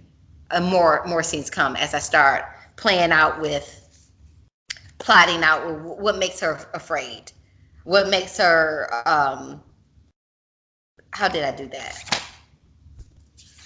Like, what makes her afraid? What did she really want to do? So I'm trying to stick with, I don't know if it's a formula, like, so what does she needs or else what does she needs to die for? That's the central question. She needs to find her voice and break away from people's expectations of her. If she's to be anybody, so what are those stakes? If she doesn't find her voice and stop living under expectations, what's going to happen? What's the worst thing that's going to happen? And it's got to be something urgent, and I'm still struggling with that, right? Besides that, she won't ever find her voice. I need to make it, even as I start plotting this out, or, you know, like working with the scenes, I need to make it even more real, because Genesis was real and urgent, right? If she doesn't do it, then her dad's gonna keep gambling, and she's gonna have to get evicted again. And she gets evicted again, they're gonna have to go move with grandma, and they don't want to move with grandma. That's with good reason. Good reason, right? So I have found out yet. I'm still struggling. It's like, what's the urgency here? If she doesn't find her voice, what's the urgency? She just doesn't find it. So I need to find what's going to cause that urgency. And with Genesis, there were challenges to be beautiful, right? She got herself in some trouble. No trouble, no story. Sure. She got into too much. And you have absolutely no trouble torturing your character for all of our entertainment, because she's very compelling. There was so much more torturing that we cut out, because side note, people were like, I want another Genesis. I need to know. And I was like, I can't do another Genesis. Like, there's no more trouble she can get into. She's done it all. Like, she stole a credit card. She's like wrote a book. Like, there's no more trouble she can get into. There can't be another Genesis. Lordy, she has learned from her mistakes. But like the title writes itself. Genesis begins again, right? Somebody wrote that too. Again and again. Just again. But like, and it was 7 books by the time you're done. Oh my gosh, I have thought about it. My mom even read the book. She's a slow reader. It took her 6 months to read the book. She said, "I got it. I know what you could do." And I was like, "What is it?" She could disappear. I was like, "She disappeared already."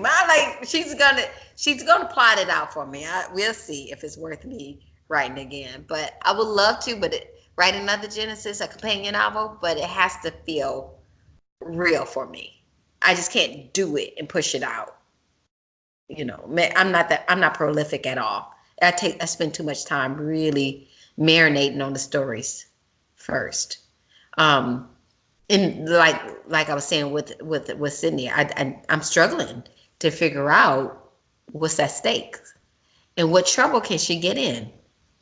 And if it's okay that the story doesn't have that formula, because I know that's what they teach you in graduate school, right? But what if she doesn't get in a whole lot of trouble? Would it still be a good story? And that's why I'm still fighting with myself, like as I try to draw out things. So when it's go time, there's another payment due on your gold-plated laptop, so we gotta make sure it's secure.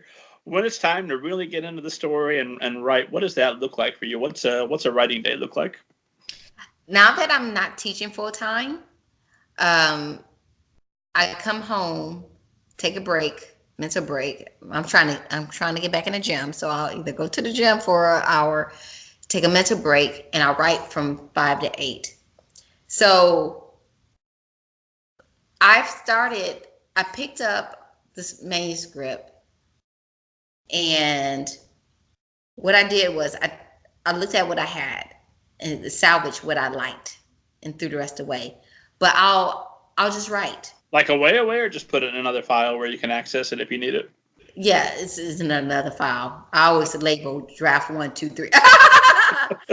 And so I fight against the urge of sabotaging myself with the questions. What point of view? Present tense, past tense, past tense. I will find every reason to maybe let me research, stop this. I'm fighting against the habit of just parlaying around, right? So I was set 5 to 8. Sometimes I can't make it the whole way through, but that's my time to write. And if I can't write anymore, then I will definitely start back from the beginning and read and make questions. So I'll write. So I'll write the possible scenes in my journal. Like, this is what I can see happening. And I'll write it. I have to skip around because I wish I could write linear. That's what I'm trying to do. But I have to skip around because I can't figure out what's going on in the story yet. So I'll give my permission, just write a sloppy draft, and I'm writing a scene between her and her friend, trying to develop that character. What would it look like on the first day of school if that's when the scene takes place? What does it look like in the classroom? Write a scene about this. So I'm writing out scenes, which I know I have to kind of combine into chapters or whatever, but my mind is not yet ready to write a whole chapter. That will come back in the revision where I add in setting and things I'm weaker at. Setting I'm weaker at, and inner monologue I'm weaker at. So I have to stop and think about it. And that's what I'll do when I can't write anymore. I'll go to that chapter where, she's in this class and she notices that she's probably one of the few Black people. What does she thinks about this? Does she notice anybody looking at her? Does she feel a certain way? So then that's when I'll add in those things and I'll make a note about it. Or How does she feel when dad speaks to her? What's going through her mind? Then I'll go back and add those things in. If I just can't free write anymore about that scene. Does that make sense? Yeah. Yeah. So I mean, you're writing. You're just doing it kind of in layers. Yeah. I wish I knew a better process. Like with Genesis, and this is what I'll also do is I'll go back and write out for my sanity each scene I have. I'll write out where it is. I'm trying to keep a timeline, but I think that comes at last. I struggle with timing so much with Genesis that I had like keeping up with the track of days and the weeks that passed. So I know that's my weakness, and I'll get a calendar later, but I just kind of want to see what happens here. So I'll write the day, what scene it is, who's in it, what happens, what questions I have, and what questions are answered. So if there's a question, your scenes are well planned before you're ever sitting down and writing. It was a dark and stormy night, and your paragraph. This is after I go back and read them. Okay. I'll go back and read them. I'll write, okay. Or this scene is, I wrote it outside the gym. It's in the gym, and it also moves outside of the school. It's how many pages, how many, the questions I have, how many Black students in the classroom, how many this. Oh, but I answered this. And as I go back and as I continue reading, I answer that and I check it off. Okay. I'll check it off and like answered in, scene, blah, blah, blah. Then what the topic is about. Oh, this is the scene that dad takes Sydney to his job. Oh yeah, what happens here? I write it down. What bothers me? What question that might arise here? Why did he bring him to the job? Why? To meet the people he worked with. Does this mean something like, is that a plot that's going to develop later? Why did I include that scene? And it might be something that cut out because it doesn't move the story at all. It's just a scene that I wrote. And is this draft 2 you're doing this, or is this while you're drafting 1 before you know the full ending? Because I don't have it written out like everything. So now that I am in the part where I got like over 100 pages, I could draft a little bit more. I got a little bit more done. So now I can write first act, second act, third act, what I think is going to happen and why, right? Okay. May not happen, but it may. Like in this story, what is the event that she's protesting? I don't know yet. Like, is it somebody close to her, somebody that's in the community, somebody that's not? And this depends on how much is going to be at stake, right? So I'm still trying to figure out the story of it. So like I'm working on another one in the meantime to give me space to kind of catch up with my thoughts. I know that I want a story about a girl and her grandmother. I lost my grandmother before Genesis came out. Genesis was supposed to be out by the time, but 2017. I lost her in 2018, that fall. And she was like one of those women that we were at the family reunion and this man kept looking at me during the service. Every Sunday of our family reunion is when we have a church service before everybody leaves. And the preacher stopped the service. And he was like, I just keep looking at you. And I was like, oh Lord, he gonna know I'm the biggest sinner. Oh my God, he gonna call me out in front of everybody. But he said, I keep looking at you because you have a calling on your life. You're chosen to do something. And my grandmother was sitting up front and she turned around and she saw it was me. I promise you, every time I talked to her on the phone, she was like, Lee, what do you think that preacher meant when he said that you were chosen? I'm like, I don't know, Grandma. She's like, I think it's got something to do with your writing. Not fail. Like, Lee, remember when I printed? I was like, yep, it was just 2 weeks ago, Granny. I think it has something to do. Like she was harping on my writing so much that the book didn't come out, and she didn't ever get the chance to see it. I have this feeling like those last days I was in the hospital with her, feeding her, and I just feel like I want something, a story about a mom and her grandmother and how we deal with grief. And so my daughter was like, have them take an epic adventure. And I was like, well, how do I have them take an epic adventure? Like if she's old and is she sick? You know, so I'm like, how does that work? So now I know that I want this story. Perhaps it'll have an epic adventure in it if I could work it out. But I know, like, I'm writing the name, character name, Dahlia, grandma, old, grief. But there's more. What's going to make them connect and what's going to get in the way? And dad, he loves her, but that's not the mom. They're not. So I'm trying to plot out my characters first. Mom. How about Dahlia's already dealing with grief, so that makes it even more of a challenge for her to have to deal with her mom. Mom's deceased. But I need more characters because I need some conflict. Auntie. How about she holds something against mom? So we're dealing with, let's talk about forgiveness. Yes, we need forgiveness. So that's a bigger theme. There's got to be forgiveness because when in grief, I've been through it enough. I know I have to forgive myself. My dad died. I had to forgive myself for feeling like I let him die. My brother was killed. I don't know if my last words to him were the best words. And then when Granny died, she wanted me to come back to the hotel, the hospital and stay with her. It was storming. I did not come to stay with her that night.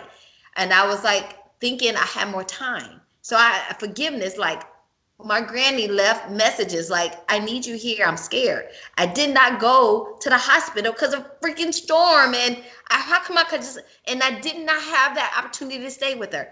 I had to have forgiveness. So I'm like, I got to work this feeling out. So I have drawn this mapping out.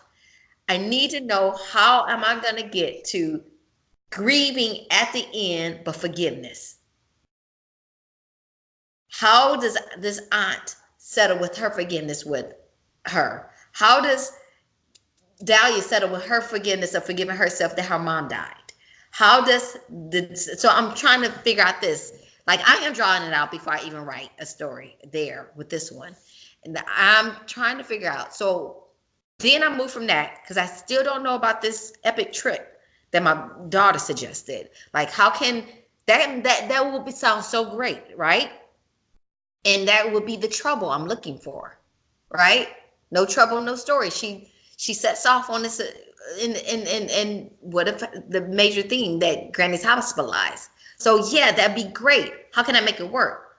So relax. Let's start with the opening, which I think is the opening. And who is Dahlia? And why does she feel like she is not, like, feeling with her feelings with about her mom passing and how long ago it was. And how is life with her and dad? So I got to start in the middle somewhere, and dad, is he still grieving? And how does he handle this? So I'm writing that out. So how do you decide your opening? Because when I'm doing like a straightforward plot, this is a haunted house story. We open with let's buy the haunted house. That makes sense. But with this, where you've got just a storm of characters and emotions and things that you've got to move into a cohesive plot, how do you pick that starting scene? And how often is that starting scene that you pick actually the starting scene in the final book? This starting scene, because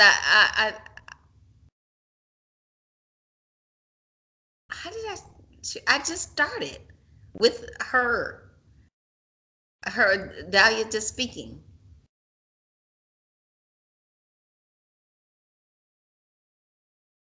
Yeah, it wasn't it wasn't a like I just start. Like I didn't plan on it. And I don't know if it'll be there. The Sydney book, I started I just started with, okay, what's she feeling like today? Genesis stayed. After every revision, it stayed. It started with her coming home from school, seeing her stuff evicted. It stayed, right, in the action of it.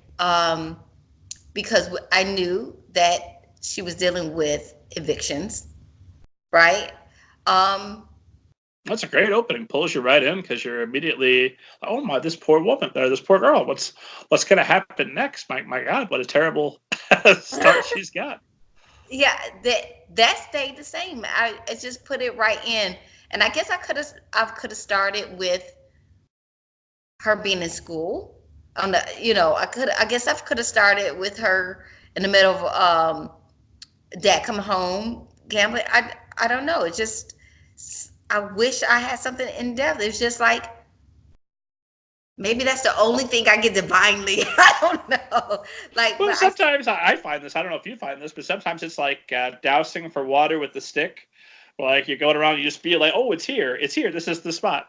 I don't know if that metaphor holds true for what you're up to or not. Yeah. So like, yeah, I think it is. It's just feeling it. Wherever I start is, I know there's usually they say wherever you start, you're throwing it out anyway. That, yeah.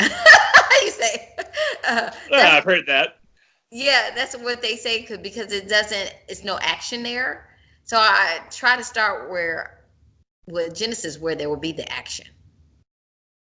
And I don't know if my grandmother book would be that way or not, because I feel like I need to start with the moment before grandma arrives on the scene. And going in, all the emotions that you're bringing from your life that you need to process. And so you're from day one, you've got them. I know I'm going to work these into the book. Whereas I'm starting with my plot, and I get to the end, and I start breaking down and crying, like, oh my God, it was me the whole time, and now I know that thing I was dealing with, and I hadn't acknowledged it until I get there. Whereas going in that's what you're going to be processing. That sounds much healthier, honestly. And but you know what? Like, so I know that like my daughter deals with mental health issues, so I know I want to speak to that. The anxiety, depression. And unfortunately, I got to kind of not have every book with the same issues. I don't know. I feel like I'm working out issues myself, like, because it's in both of these stories I just told you about.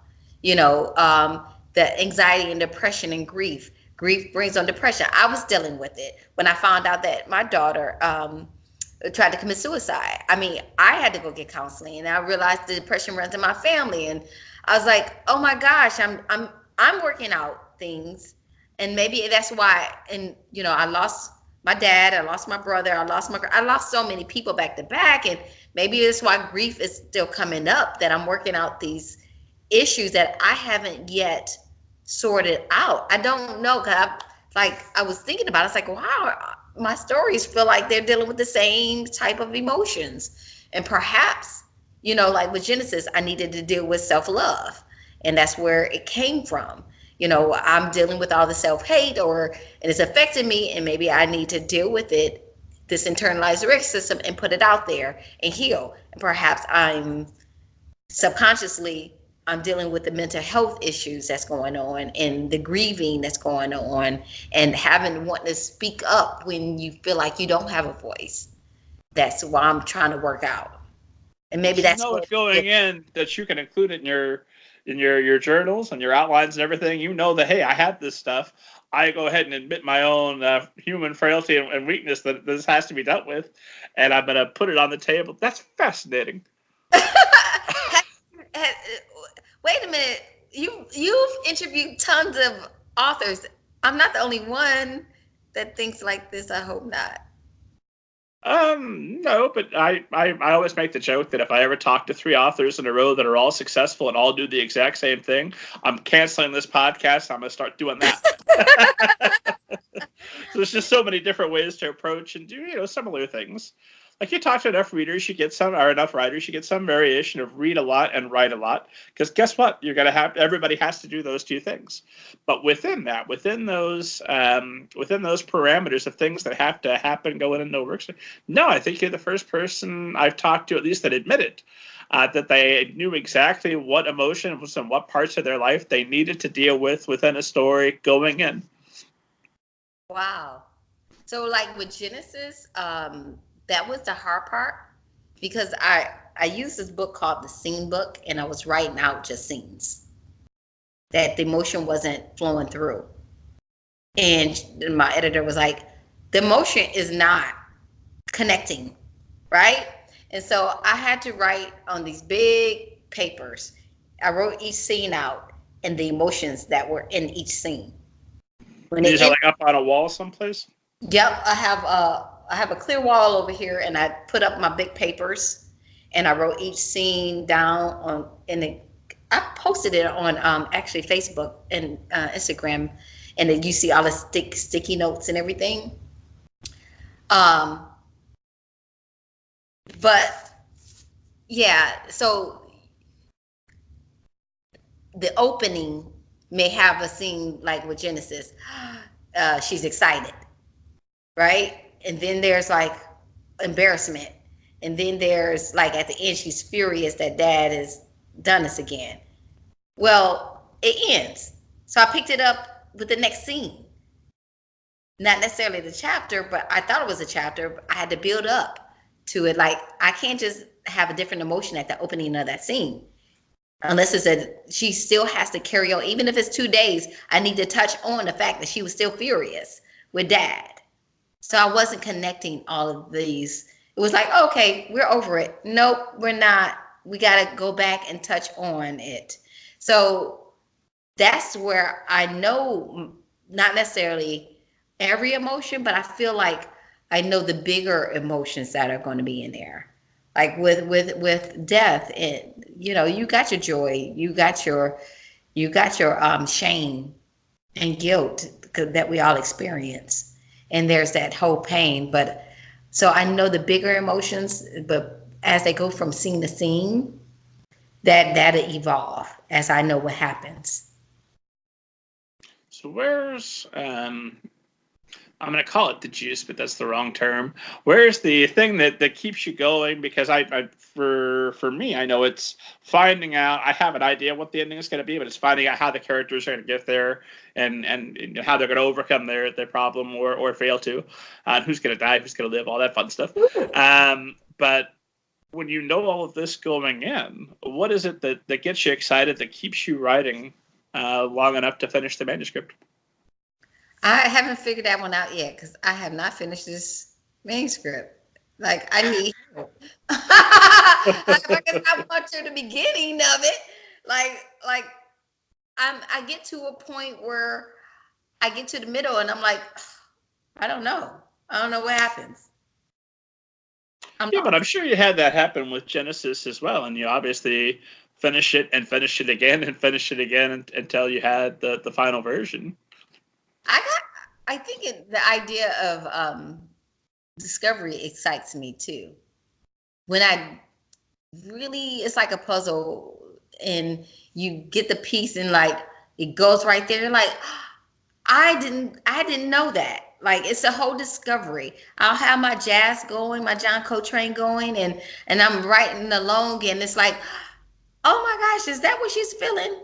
And I think what gets me going, another thing that gets me going is when I talk to someone or if I'm out and I get a revelation about something. I'm like, oh yes, it's just like that little burst of epiphany. If I'm at a play and I get something and I'm like, that connects back to my story and it's just like, oh God, let me hurry up. It's magical to get to write that down. That I recognize. That's the same. Okay. That makes sense. Thank you, because I was like, I feel like a one only. Like I gotta read some more books on the how to write, because I'm like struggling. Yeah. Oh, the proof is in the pudding. Your your book works. So as I'm listening to you, I'm like, I know that this process ends with a fascinating book, and there are points where I recognize as either that's similar to my process or that's similar to somebody else's process. But there are other parts that it's the same thing, but it's the inverse. It's rotated. You're starting with character versus I'm starting with plot. But we're still coming across a lot of the same milestones along the way. So there's enough there that's similar. Oh, isn't the world vast and interesting? There's so many different ways to do the same thing. That's all. That's all. I don't mean to make you feel self-conscious whatsoever. Hear me loud and clear. Genesis Begins Again absolutely works, and I have no doubt that the grandma story, when you get it there, is going to work. And I'm just interested in the process that gets it there, and when I hear it's so different than what I'm used to, and I know that your book comes out the way it comes out. But somebody smart talking, focus. There's something that Alicia's doing that if you did, you could be a little bit smarter. I wish I could. I wish I could just see it all. Like somebody said they had a dream and it was just all there. Or I'm just like, how do you do that? But it's not me. I see things in snatches and it's like revealed at times. And I just have to fill in the blanks and hope it works. What really kills me are and I'm not going to author shame, but the people that write, I write a romance every month, every 2 months. I know the story going on. I sit down, I write it, I revise it, turn it in, next book. That's who I want to, in my next life, that's the kind of writer I want to be. I'm not. I've given up trying to make myself into that kind of writer, but that sounds convenient. That sounds like regular royalty checks coming. That's what I want.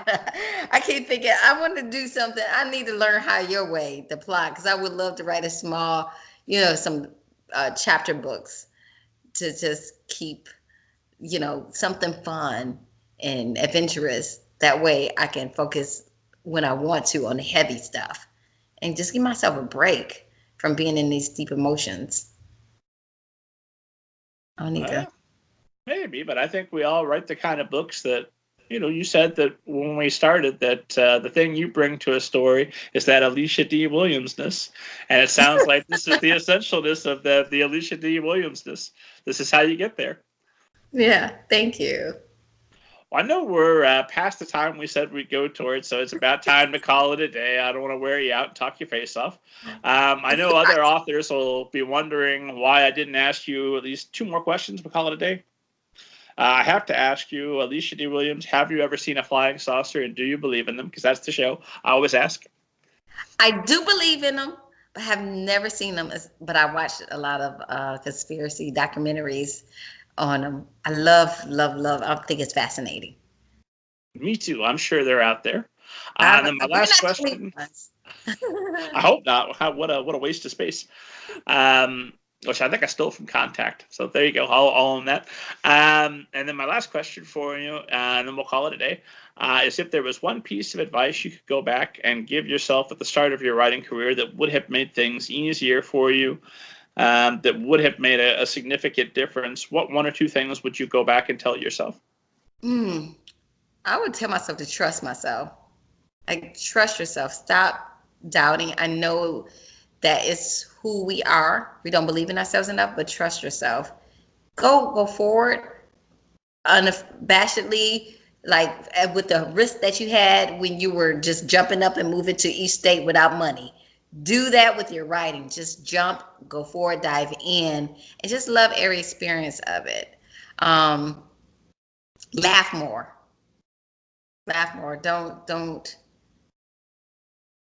Don't feel all the pain of it.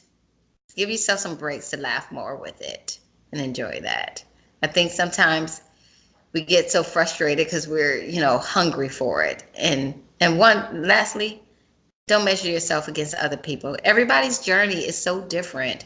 Everybody has their own flow, their ups and downs. They can put out books at a fast pace. Some you may take slower. Your journey is your journey. Your starting point is your starting point. And don't look to the right, to the left, look at your path. And I would say that to myself because I think sometimes we get caught up in the noise, like, I wish I was like, or gosh, they got this, and gosh, like, what's meant for you will be for you. You just keep working. It's wonderful advice. Alicia, I've so much enjoyed this conversation. Just absolutely fascinating. I'm going to go back. I'm going to listen to it. I'm going to take notes. I'm going to say, yes, this is how I become more like Alicia D. Williams. Thank you very much for making the time to do this today. Where can esteemed audience find you online, stalk you, and buy all your books? Sure. At my website is aliciadwilliams.com, and on Twitter at Stories to Life. And my Instagram is Alicia Diane 70. Please follow me. I have like 1,000 followers. Nobody knows me. I think I have like 5 on Instagram. I just joined like a week ago. So you're blowing me out of the water. I know. I'm beating you, Rob, by 500. And I don't even know what my Instagram handle is to promote it to get more. I haven't looked at it since I started. It's like a password. Just keep forgetting them. They keep changing. That's a password. Yes. And go to your indie bookstores. And I would love to support our local indie bookstores if we can. And as always, esteemed audience, find me at middlegradeninja.com. When I remember what my Instagram handle is, I'll put it there. You can follow me if you want and look forward to my posts once a month. That'll be exciting. Alicia, I've been asking all of our guests to sign us off with the totally ninja-like sign-off phrase, hiya, and what have you. Will you sign us off? Yeah. Hiya! What have you? Right?